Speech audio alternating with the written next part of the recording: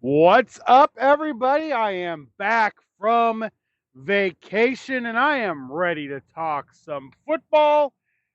Boy, what a week it was. What a weekend. Actually, 2 weekends since the last time that we had talked. Um, my gosh, football is so much fun to watch. My gosh, what a wild couple weekends in college and in the NFL. So let's do. We're just gonna kind of snapshot what we've seen the last couple weeks. Um, Really, what it has come down to is this: the Chicago Bears put enough weapons around Caleb Williams where it is making it hard for him to fail. Now he can still do it. Do not misunderstand what I'm saying at all. Um, the play calling has been better, I would say, um, especially after the Pittsburgh game, or not the Pittsburgh game, the Colts game. Sorry, I would say it's been a lot better. It's been much better. Play calling's been a little bit more timely. The running game has definitely improved, which always helps young quarterbacks. So I do believe the Bears are improving. And I think the way that everything is right now, they are definitely a team that could flirt with 7 and 10, 8 and 9. Now, the rest of their division, unfortunately, could all win 11 games. And I mean easily. We got to give credit where credit is due. Brian Flores has that Minnesota Viking defense. I have them in fantasy, guys. I do. I have them in fantasy. I have them exactly where I want them, playing teams every single week.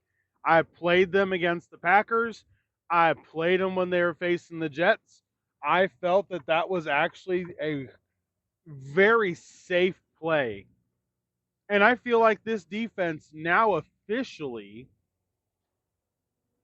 has a true designation, a true identity. Uh, the way that it all played out in the draft, they ended up getting Dallas Turner. And I think it really gave them another dimension for a Flores style defense that most were not expecting. He has schemed up some really good games.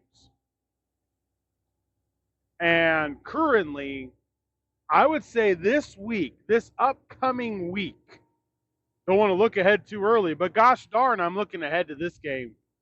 The Minnesota Vikings and the Detroit Lions. This will be for the lead in the AFC North at that time. Because if the Lions win, they get the 1-0 lead on the Vikings. I mean, it's that simple. It really is that simple. Right now, you have multiple teams that are just struggling to try to make it by. Last week, the Jaguars let the Colts back in the game. The Colts currently, right now, are anemic. The Jets, after getting embarrassed by the Vikings, I mean, the game really wasn't that close. The Vikings were in control the entire time. Woody Johnson got embarrassed over the sea, and he fired his coach. Now, this is after Monday Night Football. I am recording this after Monday Night Football. This is Tuesday morning. And they lost their opening game. Division opponent, so it's a hard game for an interim coach to come into. It's also a hard thing to move from just defensive coordinator to defensive coordinator and head coach. It's a little bit more on your plate. I kind of feel for Jeff Ulbrich. I think I have been, reading different things. What I have read says that he was going to be a guy that got true offers in the offseason if Saleh got fired. Well, now Saleh is fired. He is the interim head coach. Uh, Now, we've seen this happen before, like Rich Bisaccia, one of the nicest coaches.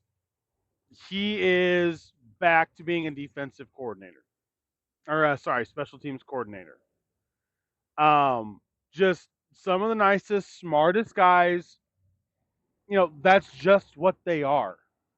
And they're good in the positions you put them in. Don't take them out of their position. Let them excel in what they excel in. And I would say at this point in time, Jeff Ulbrich may not be in the best position to succeed at this stage. But I would say that there are going to be a lot of openings, I think, in this offseason. Yeah, I know we're a quarter of the way, a little over now, a week into the second quarter of the season. The Jets already made a head coaching change. You're in week 6. This is 2 weeks into this new season. You're in week 6. 2 weeks into the second quarter. 3 more weeks to that trade deadline. At this point, I think Doug Peterson's fired. Nick Sirianni is fired. Robert Saleh has already been fired. I would really take a look at Zac Taylor in Cincinnati. Now, do I think he will? No.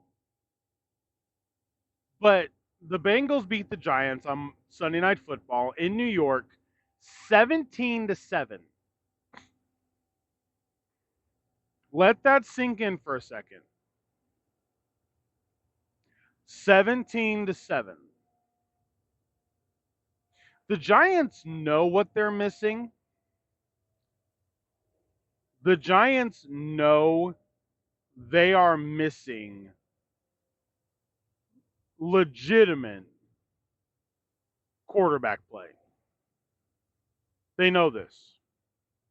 There's no question about this. Okay? They are fully aware of this. The Cincinnati Bengals had T. Higgins, Zach Moss, Chase Brown, Jamar Chase. They had everybody. And the offense does not look crisp. It doesn't look great. Zac Taylor goes on a losing streak, especially losing to Baltimore at home. Start losing to Cleveland and Pittsburgh at home, which you should win. Zac Taylor, I think, is in a rough spot. Mike McCarthy, I think, is going to get fired. Nick Sirianni will get fired. I don't believe Matt Eberflus should get fired. I don't like his offensive coordinator a lot. But credit Eberflus. His defense looks dang good. Bears defense looks really good. Jeff Gannon in Arizona, out. I still believe Dennis Allen in New Orleans, out. There's too many big names that Mickey Loomis can go get at this point. I believe Dennis Allen is out. Todd Bowles should probably be fine. Probably.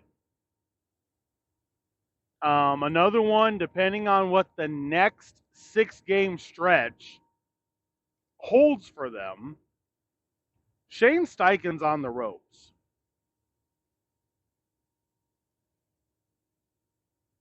Yeah.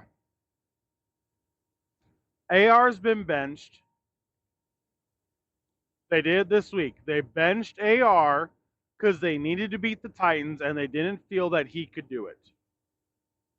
So they gave the game to Flacco to be able to win so that they didn't go into the Miami Dolphin game this week at home below 500 in a bad spot.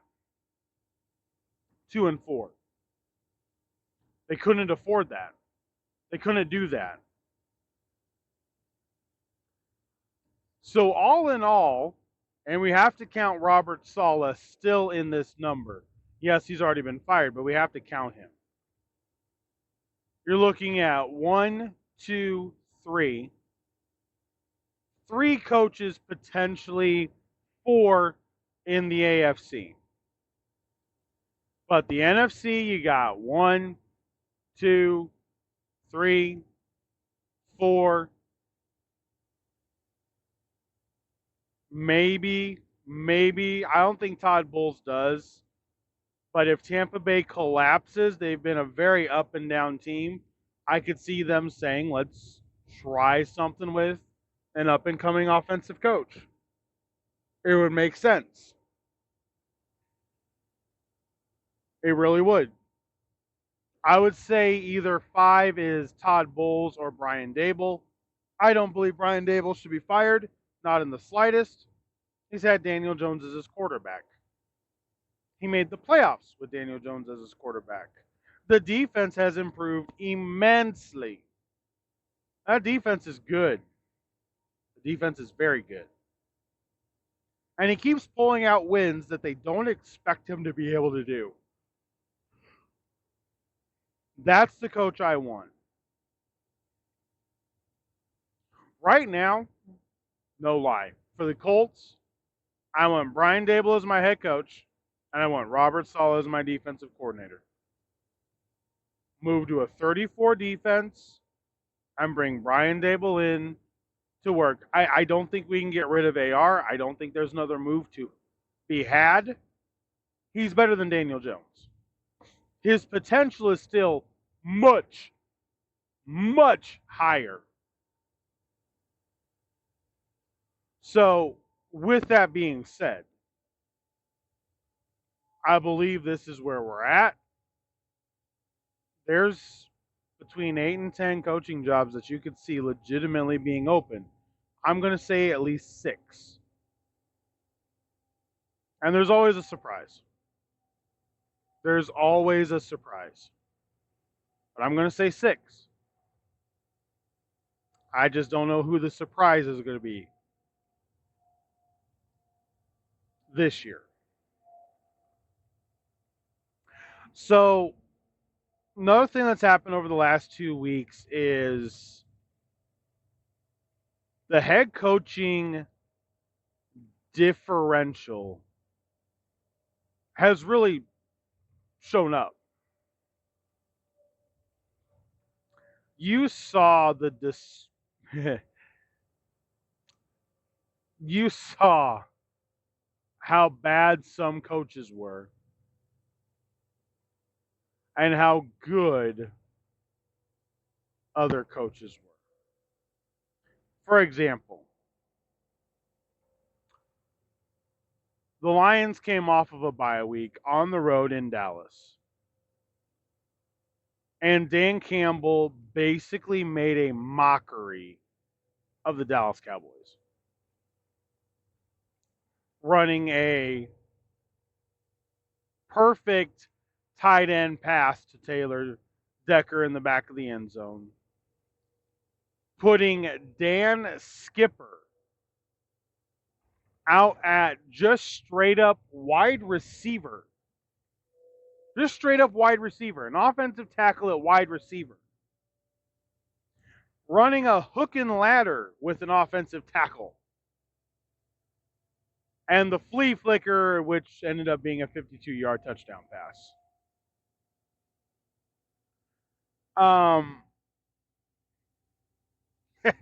I'm sorry. I'm sorry. Dan Campbell is a lot better coach than Mike McCarthy. Even last week, you saw it. Doug Peterson is still a better coach than Shane Steichen.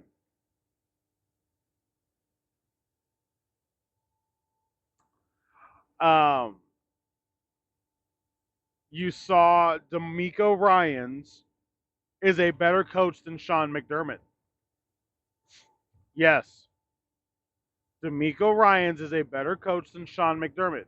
McDermott absolutely fumbled clock management again and cannot figure out how to help his team get in a position to win. He can't do it.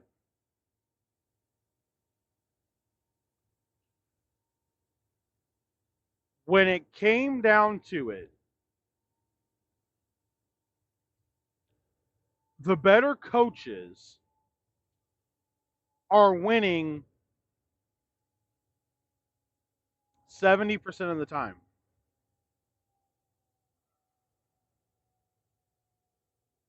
Right now, that's what you're looking at. 70% of the time, the better head coach wins. Now, when you look at the current standings across the NFL, you'll notice a different trend. In the AFC, the best quarterback in each division leads the division. Lamar Jackson, Josh Allen, Patrick Mahomes, and CJ Stroud. Now, I believe that Jordan Love is actually the best quarterback in the NFC North. I believe Jared Goff is a tick below him. I think Jordan Love can make plays that Goff can't with his legs. Goff is a little bit more accurate, but he needs a little bit more than Love does. And then Sam Darnold, Caleb Williams, who cares? Kirk Cousins, the Atlanta Falcons, is the best quarterback in that division. They're leading it. Washington,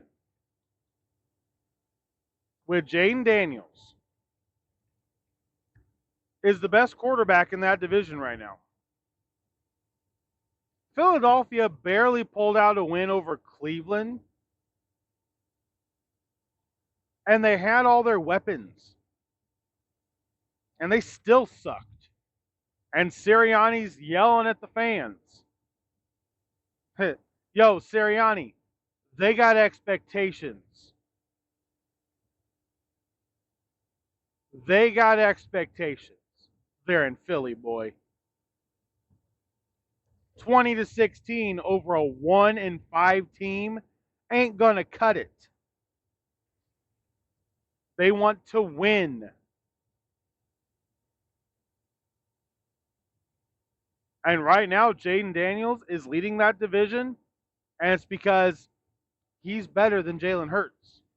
I can't wait till Washington plays Philly. Cliff Kingsbury versus Kellen Moore in play calling.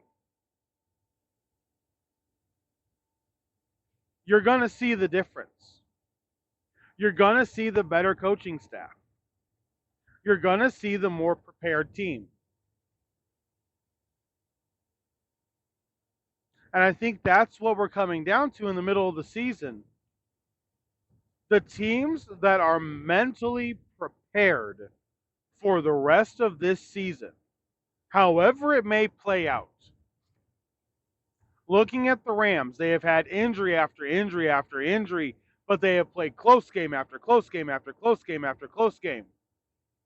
Their kicker's been hurt. This has been hurt. The offensive line hasn't ever had the starting five it's supposed to have. Hasn't had four of the starting five it was supposed to have. It's had nothing. Getting healthy. Cooper Kupp, Puka Nacua. They're still going to make a run for the playoffs. It's going to get really crowded for the NFC wild card because I think you're going to have a lot of teams sitting at 8-9, 9-8. You're going to have a lot of teams sitting there. The AFC wild card, not going to lie, wide open. Wide open.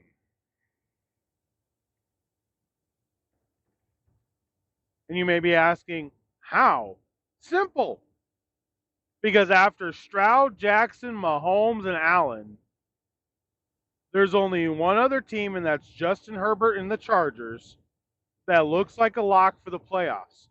Everybody else is still in it.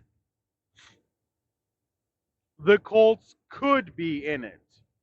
The Broncos could be there. The Titans can still climb out of the cellar. The Dolphins can still climb out of the cellar. The Jets could go on a run and all of a sudden get there.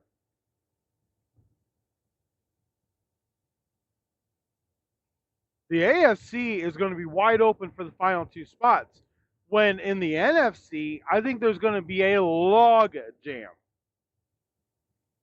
And let's just take the teams that look like they can right now. So Washington, Philly, there's two.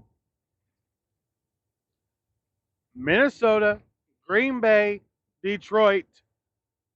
Sorry, Chicago's there for a wild card. That's 6. Atlanta, Tampa Bay, 7-8. San Francisco, Seattle, 9-10. If we add the Rams in, that's 11. If you add the Rams in or lose the Bears, it's 10. If you don't put the Rams in, just keep the Bears, it's still 10. 10 for 7. Got 10 teams for 7 slots. On the other side, it's because of how bad everybody's going to be, not because of how good, it's because of how bad. They're going to be so bad that an 8-9 team can make the playoffs. The Steelers can make the playoffs with very little offense. No, I like what Arthur Smith is doing. Do not get me wrong. I do like what he's doing. I said that in the offseason. They have a gauntlet of a schedule coming up. They need to get all their wins early, and they are doing it.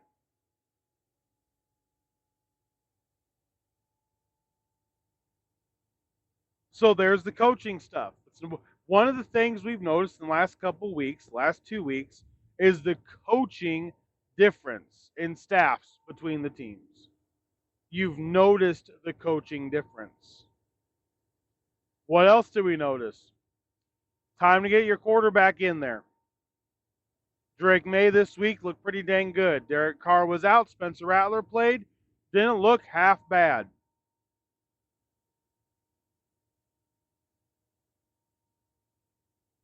Quarterbacks are in.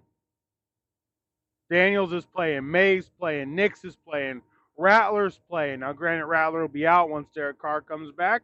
He held his own. It's not his fault the defense allowed 50 freaking points to the Buccaneers. Can't do anything about that.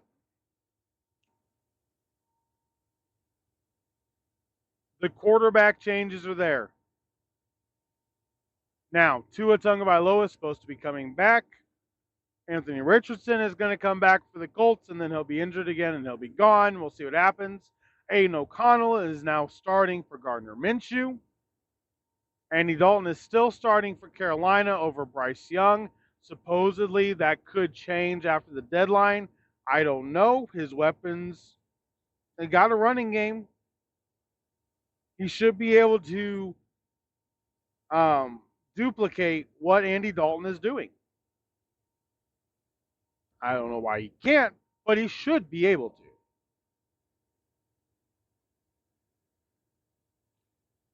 So when you take the reality check of the coaching staff differential, the quarterback differential,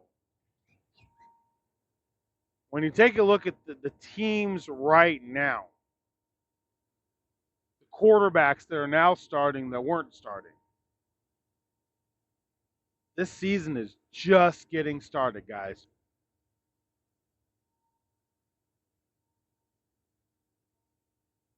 And this season, I believe, is going to get really exciting.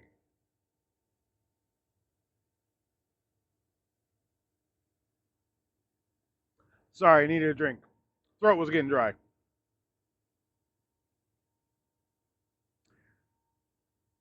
With that exciting season, I want to pivot for a couple minutes to college football. Forget the officiating. If you watch college football, you'll slightly understand some of the issues that people are having with the officiating. I don't think it's as bad as what some are portraying. I get it, but I don't think it's as bad as what some are trying to make it out to be. The football games have come down to football. They haven't come down to penalties. Texas and Oklahoma on Saturday played in the Red River rivalry. Texas looked like they belonged in the SEC, and Oklahoma looked like they belonged in Conference USA. That was bad. Penn State goes on the road to the Coliseum, to LA, plays USC, is down by 14, comes back. I watched this game all the way through. And I believe Penn State now has a team that can fight with Ohio State. Penn State has a great tight end in Mr. Warren. Had a 17 catch performance, a beautiful catch in the end zone. Absolutely beautiful catch in the end zone. Penn State fought hard. Their defense is scrappy. And I would not want to play them in Happy Valley. They pull out the W over USC. Georgia plays a close game against Mississippi State. South Carolina, after Alabama had been beaten by Vanderbilt the previous week, Alabama comes out flat again.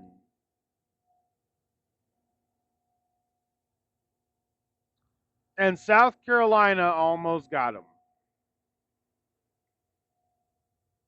I know I can hear everybody, almost doesn't matter, almost doesn't count. You don't measure almost. You do in college football. Because how much you win by counts in your ranking. Alabama has looked bad the last 2 weeks. They lost to Vanderbilt, and then at home against South Carolina, needed, oh, jeez. South Carolina made them fight for everything they got and did not give up.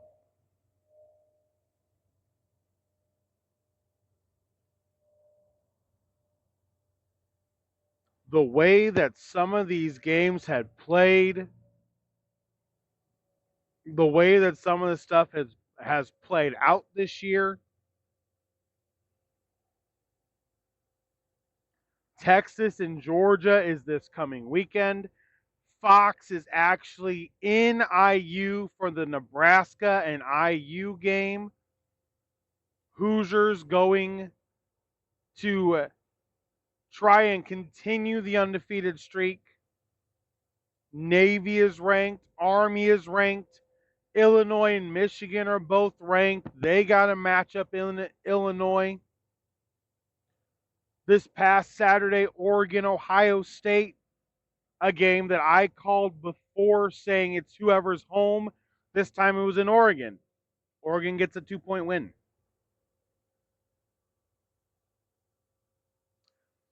If it's in Columbus, Ohio State wins.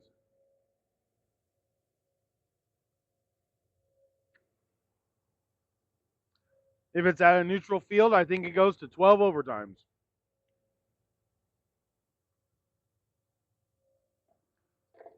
I mean, there's a reality here, guys. Both of those teams could play each other again. Now, as an IU fan, I'm still hoping that because of how everything can play out, that as an IU fan, I'm thinking IU could sneak in there and really mess up the Big Ten standings. Because they do not play Penn State. They play Michigan and Ohio State.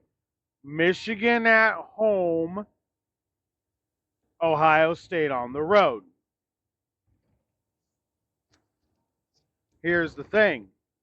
It's a sandwich game for Ohio State. They play Michigan the next weekend. And they get off of the game where they played Penn State. So it's a perfect trap game scenario. Now, IU definitely has a break in how they've been able to play.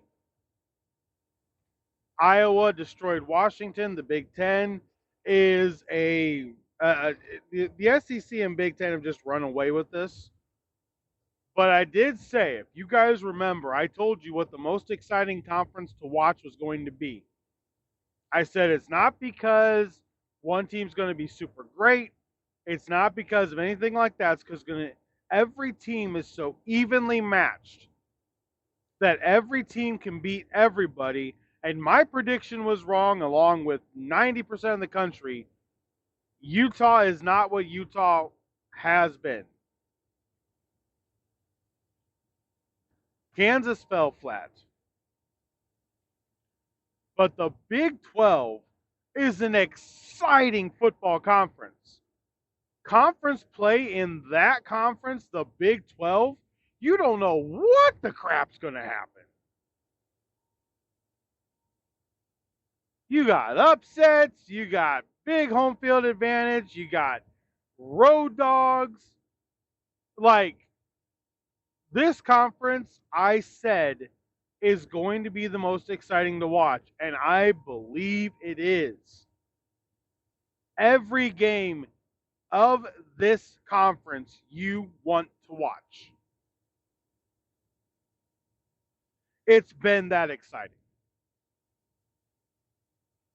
And I'll tell you what, there are definitely a couple of teams,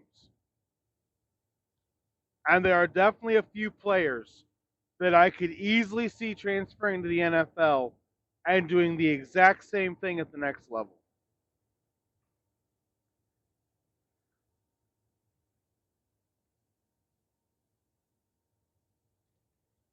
I don't know how the season's going to play out. The 12-team playoff has changed so much. You're not out with a loss. In this current way that we're going, you may not be out with 2 losses, depending on who they are too, obviously. But I tell you what, if the offensive line play from college translates to the NFL, we got some pretty good offensive linemen coming in. The running games are picking up. So what's funny, the pendulum will always swing back. It's a passing league. What does everybody do? Goes to a passing defense. So what happens? They run the ball. What happens when you run the ball in a pass defense? Oh, you have success. Shocker! Listen, I'm excited for what the rest of the season is going to hold. I'm excited for my Indiana Hoosiers. I've I've been following them since Antoine Randall, since the helmet that actually looked good. I'm sorry, the black and red look good. The crimson's okay. We've changed it like 16 times since then. The black and red IU looked good, and I like their home jerseys better anyway. But nonetheless, this season in football, whether college or pro, whether the NFL or the NCAA, this season has given us some outstanding moments, fabulous finishes. It's what you want as a football fan. That's it. It's what you want as a football fan. I'm really looking forward to it.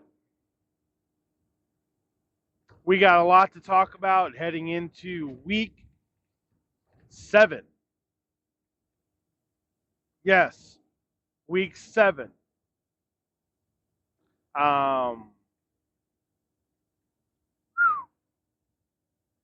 Tell you what, it's interesting. Bye weeks. I think this week we have 15 games. Only 2 teams are on bye, so we'll go over that. I went 3-4 in my picks over the weekend, which I believe takes me to 20-22 on the year in my picks for the year. Yep, through 6 weeks, 20-22, 42, 6 times 7, yep, 42. So all in all, I'm below 500, but I'm one good week from being above 500. Maybe it'll be this week. We'll go over all that. Obviously, Hawks top 10 heading into week number 7. The 3-3 will be tomorrow night. I am back.